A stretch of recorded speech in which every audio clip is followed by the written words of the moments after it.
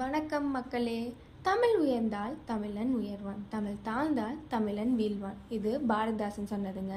இதுக்கு எடுத்துக்காட்டா ஒரு சின்ன மீன் இனத்து கூட தமிழில் பேர் வைக்கணும்னு நினைக்கிறவங்க தாங்க நம்ம தமிழர்கள். நம்ப முடியலல்ல, அப்படி ஒரு இன்சிடென்ட் நடந்திருக்கு. வாங்க என்னன்னு பார்க்கலாம்.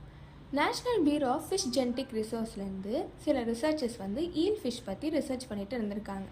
அப்படி ரிசர்ச் பண்ணிகிட்டு இருக்கும்போது தூத்துக்குடி கோஸ்டில் ஒரு மீனவர் ஹெல்ப் மூலமாக ஒரு ஈல் ஃபிஷ்ஷை கண்டுபிடிக்கிறாங்க. அதோட ஜீனஸ் என்னன்னு பார்த்தீங்கன்னா அரியோசோமா அப்படின்னு சொல்கிறாங்க. இந்த அரியோசோமா ஈல் அதோட பாடி ஸ்னேக் மாதிரியும் அது ரொம்ப டீப்பான ஓஷனில் தான் இருக்கும் அப்படின்னு சொல்கிறாங்க. இதோட ஃபேமிலி என்னன்னு பார்த்தீங்கன்னா கான்கிரிடே அப்படின்னு சொல்கிறாங்க.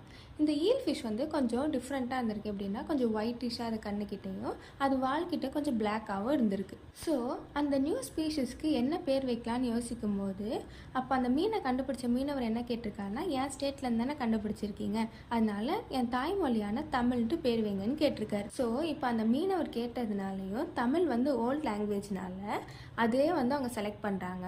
இப்போ அந்த ஈலுக்கு நேம் என்னென்னா அரியோசோமா தமிழிக்கம் அப்படின்னு வச்சுருக்காங்க. வெறும் தமிழ் தானே இருக்கணும், ஏன் தமிழிக்கம் அப்படின்னு நீங்கள் கேட்டிங்கன்னா, லாட்டின் ஸ்டைலில் நேமிங்கில் ICUM அப்படின்னு சொல்லுவாங்க. அப்படின்னா அசோசியேட்டட் வித் அப்படின்னு மீனிங். இந்த ப்ராசஸோட ஹைலைட்டு அந்த மீனவர் எந்த பேர்னாலும் சொல்லியிருக்கலாம், ஆனால் அவர் தமிழ் சொன்னதும் அந்த டீமும் தமிழை அக்செப்ட் பண்ணது தான். செமையாக இருக்குல்ல.